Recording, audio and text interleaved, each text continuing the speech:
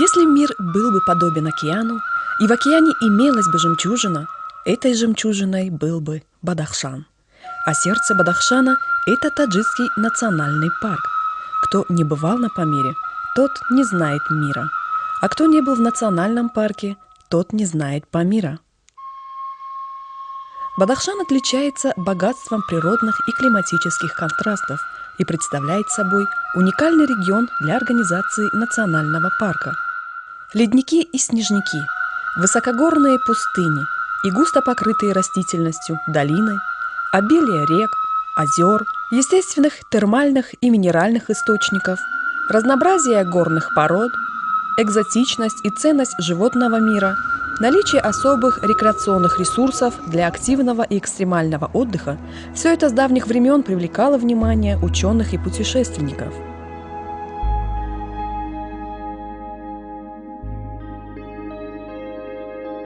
Пик Сомони. Над уровнем моря 7495 метров. Высочайшая вершина Таджикистана. В общем списке высочайших вершин мира находится на 50-м месте.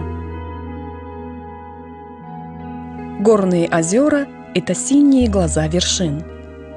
На самом деле, сверху так и выглядят озера под вершинами. Фраза западает в душу каждого, кто побывал хотя бы раз на Памире.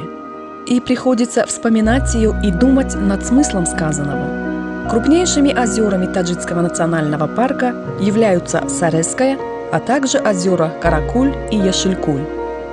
По площади поверхности самым большим озером Памира является Каракуль, а по объему воды – Сареская. Помимо крупных озер, на территории парка расположено более 400 мелких, имеющих окружности от 10 метров до 1-2 километров. Стоял зимний, ясный, солнечный день. На вершинах виден ледовый склон. Снизу – голубое озеро Каракуль.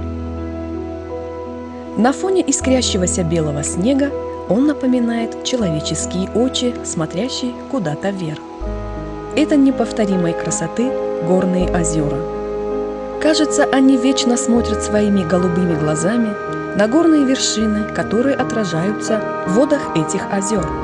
Совершенно удивительная панорама пиков Истеклол, Сино открывается из Каракуля. Он поражает любого человека своей красотой.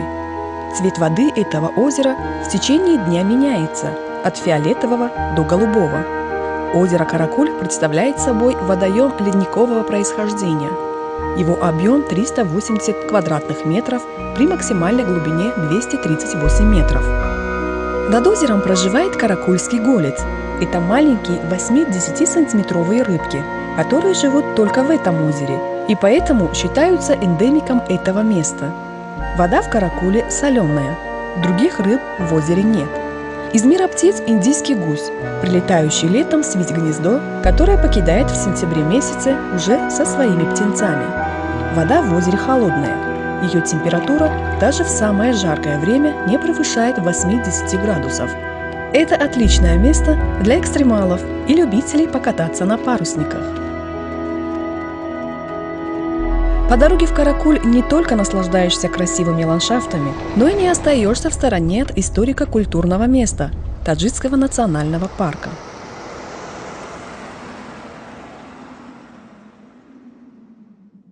Прямо перед вами русский форт на границе с Китаем. Этот форт был построен в 1891-1893 годах офицерами царской России.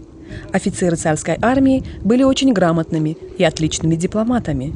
К местным народам, их культуре и религии относились уважительно. Неподалеку от Каракуля находится долина смерти. Вы видите древний солнечный памирский календарь. Культ солнца своими корнями исходит из глубокой древности и проходит красной нитью в народном календаре земледельцев всех регионов Памира. Установлено, что еще в 2500-е годы до нашей эры шумеры пользовались лунно-солнечным календарем. Солнечный календарь играл важную функцию, определял начало весны, а следовательно начало сельскохозяйственных работ. Он свидетельствует о том, что предки бадахшанцев прекрасно ориентировались в природных особенностях региона. Практический опыт не одно столетие помогал овладеть элементарными астрономическими знаниями и художественно воплотить их в практику. Таджикский национальный парк, на основе которого планируется создание Памира-Алайского трансграничного парка, считается крупнейшим по территории природно-охранным резерватором Центральной Азии. Этот парк занимает 2 611 674 гектара. Площадь парка охватывает территории Тавильдаринского, Джиргитальского районов. Из территории Бадахшана в него входят Мургабский, Шугнанский, Рушанский и Ванжский районы. Парк занимает 18% от общей территории республики. Он обладает достаточной территорией для обеспечения долгосрочного сохранения биоразнообразия, природных и культурных объектов. Значительная территория парка расположена на Восточном Памире. Основная задача Таджикского национального парка – сохранение ценных ландшафтных комплексов, редких и исчезающих видов флоры и фауны, памятников природы, культуры и истории, развитие туризма, а также устойчивое использование природных ресурсов. На территории Таджикского национального парка расположены знаменитые ледники Фетченко, Медвежий, Абдукахор, Грум Гржмайла, высочайший пик Сомони, пик Истеклол, пик Сино и Трапеза, а также Каракульское озеро, озеро Сарес и Ешикуль со своим спутником Булункуль. Все эти ледники, пики и озера считаются ядром Таджикского национального парка. На территории парка обитает много разных животных. Среди них и исчезающий вид снежного барса, сибирского козерога и барана Марко Поло. Они находятся под особым контролем, чтобы не допустить их исчезновения. Таджикский национальный парк имеет уникальные возможности для развития туризма. Богатый животный и растительный мир парка, уникальные ландшафты и высочайшие горные пики ослепляют любого, кто хотя бы раз побывал здесь. Символом дикой природы Памира является архар, или, как его еще называют, баран Марко Поло. Архар считается коренным обитателем Бадахшана.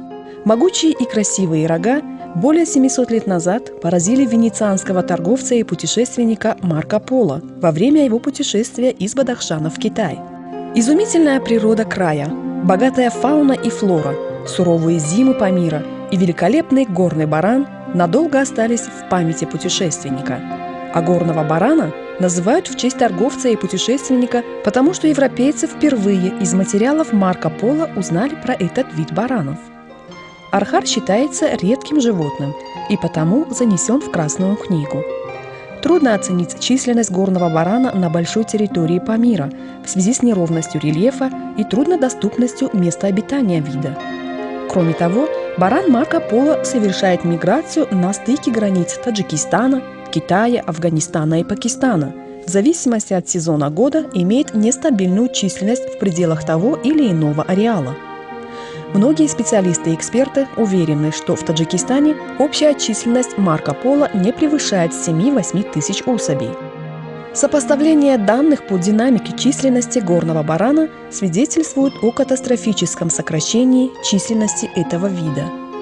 Для миграции популяции архара, населяющего территорию парка в пределах его естественного ареала, серьезным препятствием являются пограничные и инженерные сооружения между Таджикистаном и Китаем. В 70-е годы прошлого столетия в районе Акбайталь был проведен специальный коридор. Здесь на расстоянии 400 метров отсутствуют колючие провода. Это единственный коридор на протяжении всей восточной границы парка. Тем временем этот коридор не обеспечивает перемещение животных в пределах ареала. Для обеспечения нормальной миграции архара необходимо организовать минимум еще 2 миграционных коридора по северо-восточной и юго-восточной сторонам. Между тем у архара много врагов. Прежде всего это снежный барс, волки, но, пожалуй, самым опасным его врагом является браконьер.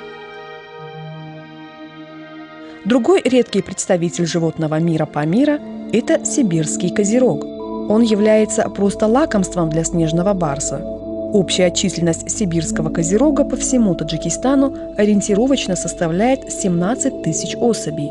Более 50% поголовья этого вида сосредоточено на территории парка. В восточной части Памира численность козерога намного меньше, чем барана Марко Поло, поскольку козерог предпочитает крутые склоны, тогда как архар выбирает пологие склоны, не являющиеся характерным местообитанием козерога.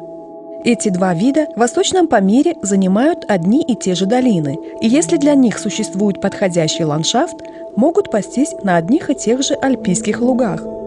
Основное место обитания козерога – западно-памирская часть парка. Фауна и флора здешних мест очень богата. Кроме медведей, волков и других хищников, в районе озера обитает самый осторожный зверь – снежный барс или ирбис. Местное название – паланг. Это очень осторожный зверь, отлично приспособленный к суровым условиям гор.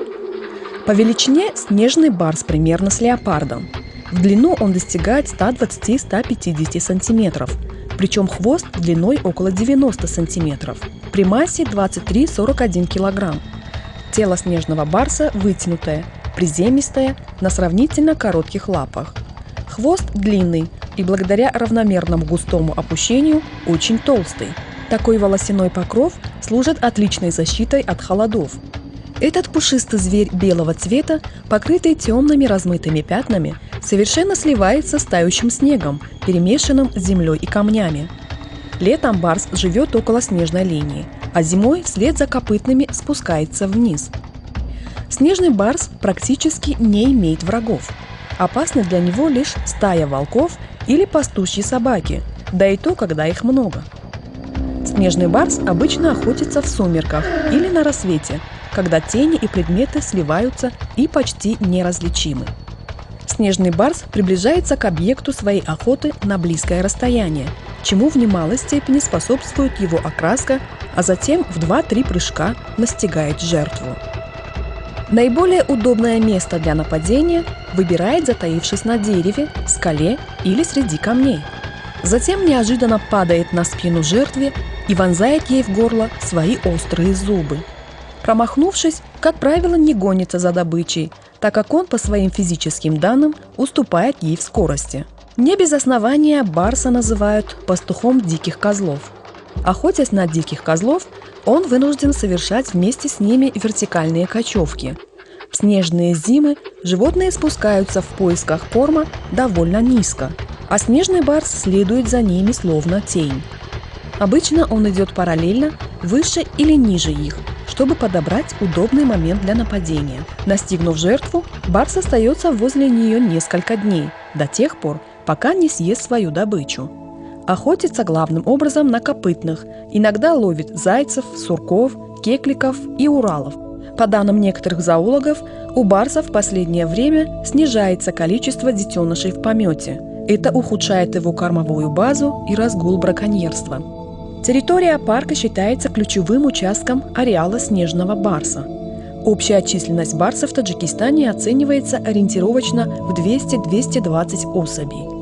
На территории Таджикского национального парка обитает примерно 140 особей, что составляет 64% от общей популяции барсов в Таджикистане. В 1988 году снежному барсу придан статус «редкий вид», имеющий тенденцию к сокращению численности, и всякое посягательство на его жизнь запрещено. Яки – это основной символ благосостояния семьи в Восточном Памире. Чтобы жить в Мургабе без яков, это считается катастрофой. Очень калорийное молоко, вкусное мясо и, что самое важное, для яка нет необходимости строить теплое помещение. Они любят холода и морозы. Основная еда яков – это терескен, который в последние годы в связи с нехваткой топлива местное население уничтожает. Терескен и полынка очень калорийные и являются основным кормом не только для яков, но и для других представителей фауны этого края. На территории парка также расположено около 3000 населенных пунктов, и необходимо поднимать уровень их жизни. В частности, строить больницы, школы, детские сады, создать новые рабочие места, поднимать заработную плату и, что самое главное, развивать туризм. Тогда местное население не будет вынуждено рубить террискен и не будут стрелять по редким видам животных ради их шкур и мяса. По дороге в Булюнкуль, в долине Аличур, на левой стороне от Мургаба есть ущелье Бозор-Дара. Вот именно там ты можешь попасть в древний городок Самарканд, который впервые открыли археологи в 60-х годах прошлого столетия. В этом месте, хотя и мало что осталось от руин города, но все же можно себя почувствовать в древней эпохе, познакомиться с культурой и бытом древних бадахшанцев. Долина Булюнкуль – это одна из самых высоких точек Памира с самым суровым климатом. Уже в октябре температура спускается ниже 25-30 градусов, а зимой порой доходит до 50 градусов. В небольшом поселке с одноименным названием Булункуль гостей всегда встречают гордые и гостеприимные жители. Само озеро Булюнкуль небольшое и от сурового климата быстро замерзает. А рядом, за небольшим хребтом, спрятался бриллиант Бадахшана, старшая сестра Булюнкуля, красавица Ешекуль. Это озеро находится на высоте 3634 тысяч метров над уровнем моря, длиной 35 километров, при глубине от 4 до 50 метров. Его ширина составляет 3,5 на 4,5 километров. Его прозрачная вода так спокойна, что напоминает спящую невестку. На ладонях горы Ешекуль сияет, как бриллиант. Неповторимо очарование горных ландшафтов, окружающих озеро, удивительны горячие родники на берегах его. В течение 4 месяцев, с июня по сентябрь, на озере стоит сухая, безветренная погода со слабыми колебаниями температуры воздуха и со значительной прозрачностью атмосферы. Все это при наличии живописных горных пейзажей, обрамляющих озеро, делает этот уголок прекрасным местом для отдыха и туризма. На территории Таджикского национального парка встречается много геотермальных, радоновых и гидрогенсульфидных источников. Горячие источники – это места отдыха и лечения туристов и местных жителей. Широко известен горячий песок Ешекуля, где ежегодно лечатся сотни людей.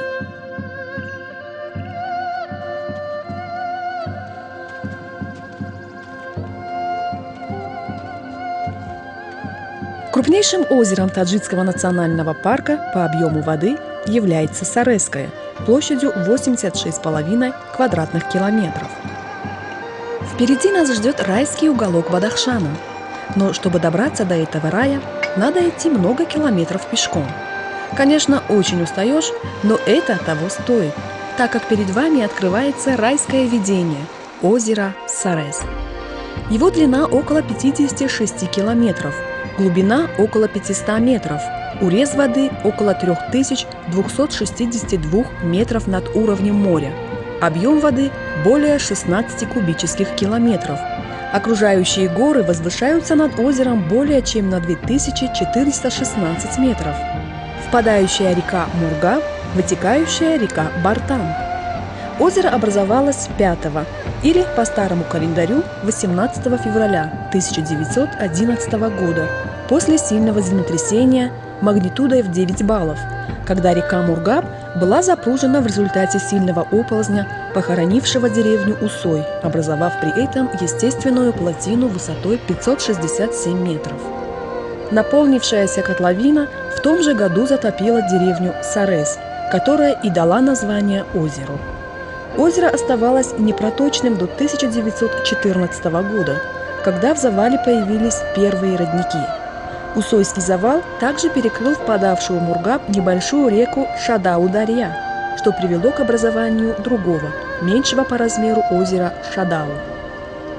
Помимо крупных озер, на территории парка расположено более 400 мелких, имеющих окружность от десятков метров до 1-2 километров. Сарес называют по-разному – жемчужина Памира, спящая красавица, неразорванная бомба, а то и злой дракон Центральной Азии. Благодаря катаклизмам на планете Земля появилась жизнь. Часто горы, реки, озера образуются в результате различных природных явлений. К ним и относится озеро Сарез. Все в руках Создателя. На самом деле, сами посмотрите и оцените, на кого из перечисленных названий оно похоже. Но я могу сказать одно. Сарезское озеро – это источник чистейшей пресной воды Центральной Азии. Вот она, спящая красавица, и одно из райских мест Бадахшана и Таджикского национального парка. Мы находимся в селе Пои-Мазор. Это одно из самых отдаленных селений Ванчского района и одно из красивейших мест, которое расположено прямо под знаменитым ледником Фетченко.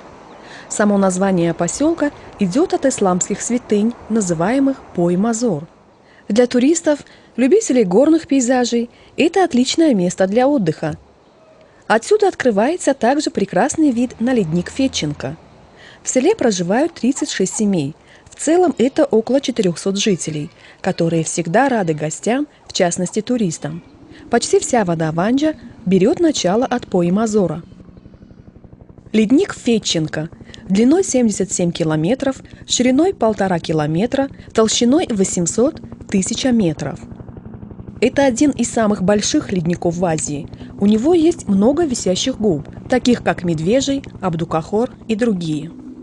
В результате сильного землетрясения в 1911 году Медвежий оторвался от Фетченко длиной 15 километров, шириной 1,5 километра. Лежит он, как будто спит.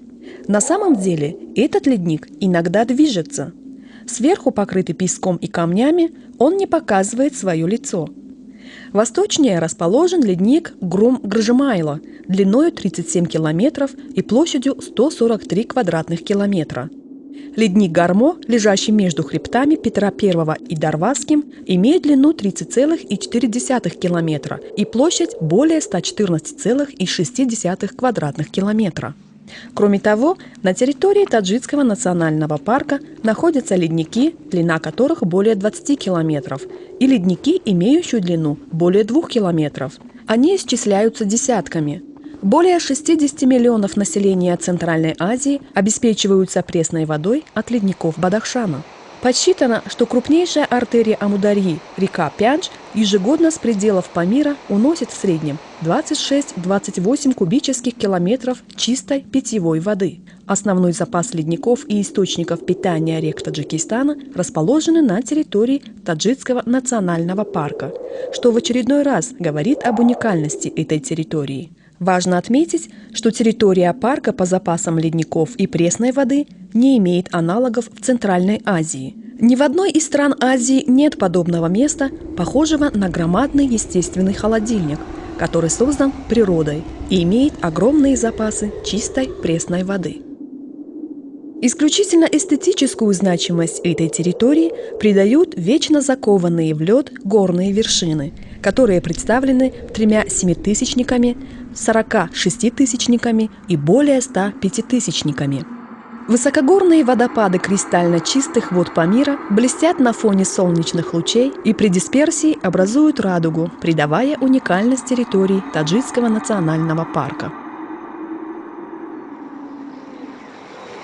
Территорию Таджикского национального парка пресекают сотни бурлящих горных рек, которые, сливаясь, дают начало крупным рекам Памира, таким как Гунд, Бартанг, Язгулям, Ванч и Обихингоу, которые протекают в западном направлении по ущельям западного Памира. Орнитофауна национального парка насчитывает 15 отрядов пернатых.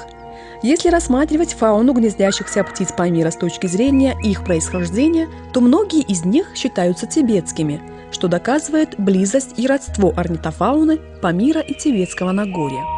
Многие виды птиц, встречающиеся на территории Таджикского национального парка, занесены в Красную книгу Таджикистана. К ним относятся горный гусь, снежный гриф, бородач, беркут, монгольский балабан, тибетский улар, короткоклювый зуёк, буроголовая чайка, тибетская саджа и белогрудый голубь. Леса на площади парка занимают 34 тысячи гектаров. На территории Центрального Памира выявлено 639 видов растений, относящихся к 57 семействам и 248 родам. Общий характер растительного покрова – пустынный. По склонам гор и особенно по дну сваев пустынная растительность из-за более хорошего увлажнения несколько богаче. Тут можно встретить степные элементы ковыля и луковых. Как по всему Памиру, так и в пределах парка выделяются 6 типов растительности – пустынные, подушечники, колюче-подушечники, степи, луга и кустарники. Доминирующее положение в ландшафтах территории занимает трискеновые и полынные пустыни. Большие площади занимают осыпи и скалы со своеобразной флорой. В пустынно-степных сообществах фоновыми видами являются трескен серый, полынь разоцветковая, аяния тибетская и другие. В пределах парка произрастают растения, которые включены в Красную книгу. Современная ихтиофауна Памира относится к древней по происхождению группе. В доледниковый период она имела много общего с фауной соседних регионов – Индии и Тибета. Со времен позднего плеоцена в ихтиофауне Памира не произошло особых изменений. Ихтиофауна представлена 4 видами – туркестанским сомиком, лжеосманом нагорицем, обыкновенной маринкой и каракульским гольцем. Все 4 вида представлены одним фаунистическим нагорно-азиатским комплексом, что свидетельствует об их реликтовом характере и доказывает изоляцию этих водоемов в течение длительного времени. Относительная стабильность экологических условий в озерах и отсутствие воздействия антропогенного фактора способствовали сохранению ихтиофауны Таджикского национального парка в неизменном состоянии. Сохранение уникальных ландшафтов Памира, а также биологического разнообразия животного и растительного мира, упорядочение хозяйственного и рекреационного освоения территории, поддержание благоприятного экологического баланса должны стать основными направлениями развития национального парка. Однако на сегодняшний день в функционировании парка имеется немало проблем. Для нормального функционирования парка требуются значительные финансовые затраты и наличие квалифицированных кадров. Хотя решение о создании Таджикского национального парка было принято более 15 лет назад, но из-за недостаточности и нестабильности финансирования еще не создана его инфраструктура, не разработаны стратегия деятельности и система охраны. Кроме этого, очевиден дефицит средств для материально-технического обеспечения и его полноценной деятельности. Таджикский национальный парк со временем сможет стать крупной природной лабораторией для научных исследований. Здесь смогут развернуть свои комплексные работы биологи, глициологи, метеорологи, гидрологи, геологи и представители многих других специальностей. Целью их деятельности станет изучение и рациональное использование природных ресурсов в условиях снежно-ледникового и аридного засушливого высокогорья, а также исследование изменений природных экосистем влиянием общего потепления климата. Многообразие – это одно из важнейших свойств жизни на Земле, и оно выражается во всех ее формах и обогащает наше бытие. Распознание многообразия и умение оценить ее – ключ к толерантности и терпимости, к поиску, что предопределяет возможности человека к развитию.